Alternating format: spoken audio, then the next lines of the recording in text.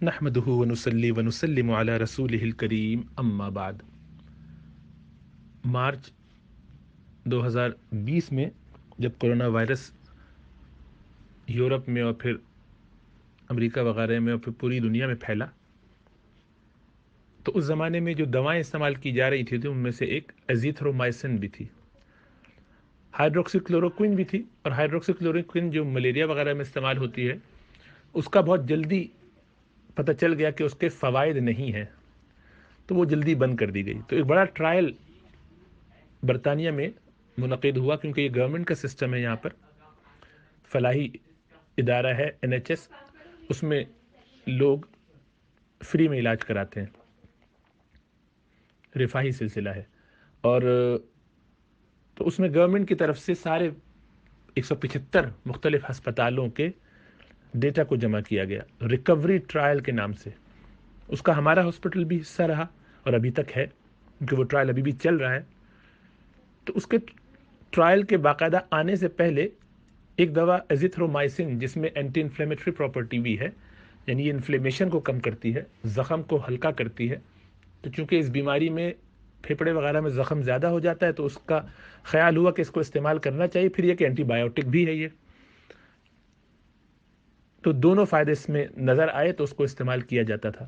تو ہمارا اپنا جو ڈیٹا تھا اس زمانے میں، جو ہم نے پریزنٹ بھی کیا، ابھی وہ BTS کے اندر فروری کی 20 تاریخ کو پریزنٹ ہو رہا ہے انشاءاللہ تعالی، اور لکھا بھی ہے اس کے بارے میں، بھی پبلک میں اس کو نہیں بھیجا ہے، تاہم اس سے ہمیں یہ اندازہ ہوا تھا کہ بہرحال کچھ نہ کچھ فائدہ ہے، گو بہت زیادہ نہیں ہے، یعنی ہم اس کو سائنس کی زبان میں کہتے ہیں کہ بہت اسٹیٹسٹیکلی سگنیفیکنٹ نہیں تھا ڈیٹا۔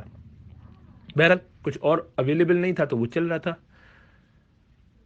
ریکوری ٹرائل نے ثابت کیا تھا کہ ڈیکسامیتھازون یعنی جو اسٹیرائڈ ہے وہ فائدہ مند ہے، تو وہ چلتی رہی دنیا میں، لیکن ان لوگوں میں صرف کہ جن کو آکسیجن کی ضرورت پڑے، یعنی جن میں آکسیجن کی کمی ہوگی، ان میں ڈیکسامیتھازون اسٹیرائڈ کے فارم میں 6 ملی گرام روزانہ ایک دفعہ دی جائے تو تقریباً 10 دن تک دی جا سکتی ہے، اس کا فائدہ ہے۔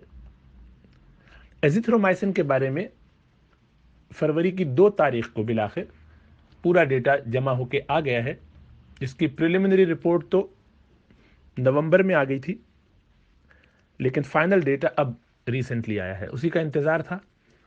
لانسٹ میں یہ پبلش ہوا ہے۔ اس کے مطابق یہ جو ایزیتھرومائسن دوا ہے سستی ہے اور بہت ہی محفوظ دوا ہے، لیکن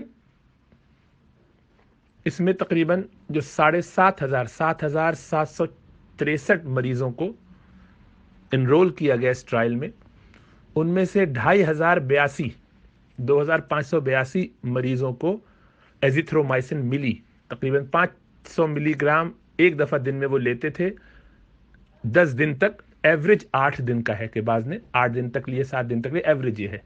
بہرحال 10 دن تک انہوں نے یہ استعمال کی، اور جیسا عرض کیا کہ یہ پورا ڈیٹا جمع کرنے کے بعد، سارے مریضوں کو برابر کر دینے کے بعد، اندازہ لگانے کے بعد کہ بھی دونوں طرف ایک جیسے لوگ ہیں، مین ایج 65 سال تھی مریضوں کی، 1/3 ان میں عورتیں تھیں، 2/3 مرد تھے، اور 8ویں دن مین ٹائم جو ان کا تھا، یعنی جس وقت وہ ہاسپٹلائز ہوئے ہیں،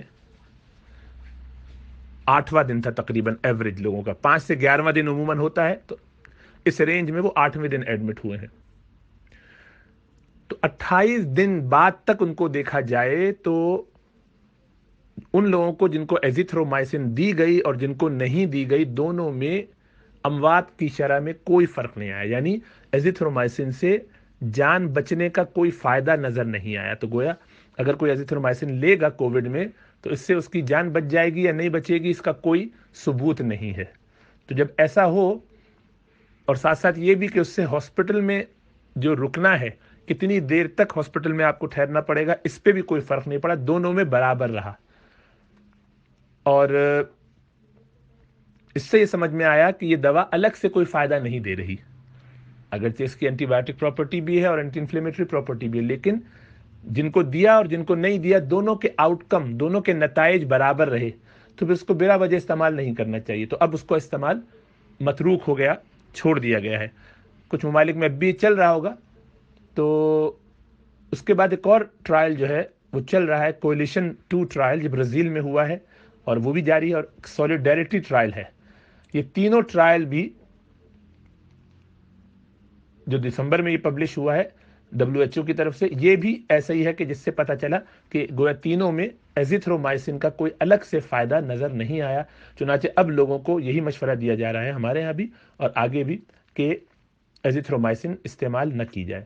اس کا فائدہ تو نظر نہیں آیا، لیکن کوئی ایسا بڑا نقصان بھی نظر نہیں آیا، لیکن خطرہ ہے ایک بات کا، وہ یہ کہ آپ اینٹی بایوٹک دے رہے ہیں تو اس سے کہیں سائیڈ ایفیکٹس یا ریزسٹنس نہ ڈیولپ ہو، یعنی دفاعی قوتوں میں کمی نہ آ جائے۔ اور ظاہر بات ہے کچھ نہ کچھ تو معدے میں گڑبڑ لوگوں کے ہو ہی سکتی ہے، اور ڈرگ انٹریکشن ایزیتھرومائسن کے ہوتے ہیں، ایک دوا دوسرے کے ساتھ چلتی نہیں۔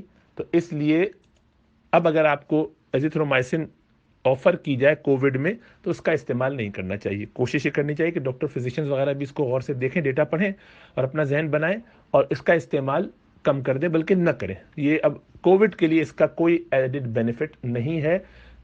ریکوری ٹرائل میں، جو کہ بہت بڑا ٹرائل ہے نیشنل لیول کا، اس میں اس کا کوئی فائدہ نظر نہیں آیا۔ اسی طرح جیسے بتایا اور 2 ٹرائل ہیں، اس میں بھی کوئی فائدہ نظر نہیں آیا۔ اللہ سبحانہ و تعالیٰ ہمیں اسی طرح محنت کرتے رہنے کی توفیق عطا فرمائے، انسانیت کی خدمت کی توفیق عطا فرمائے۔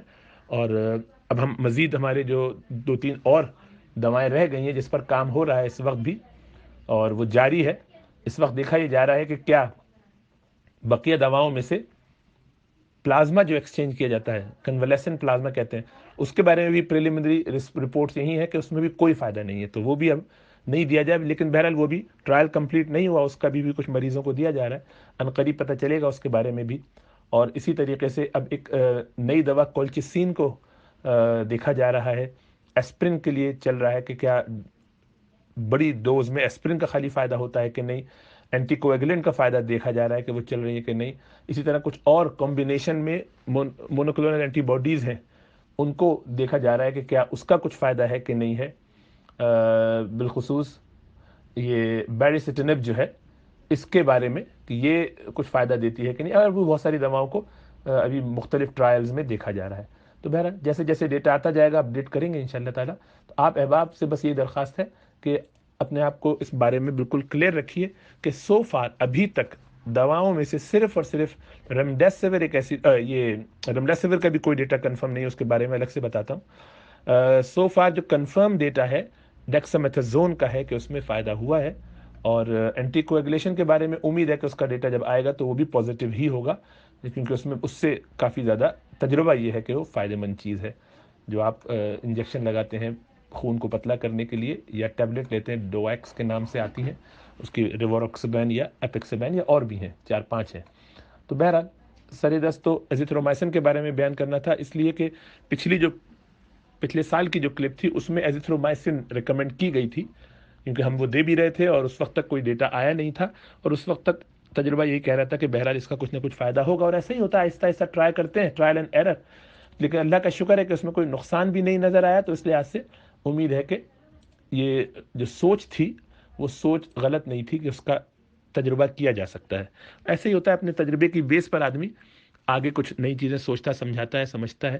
تو اللہ سبحانہ وتعالی ہمیں اسی طرح سیکھنے کی اور آگے بڑھنے کی توفیق عطا فرمائے۔ السلام علیکم ورحمۃ اللہ وبرکاتہ۔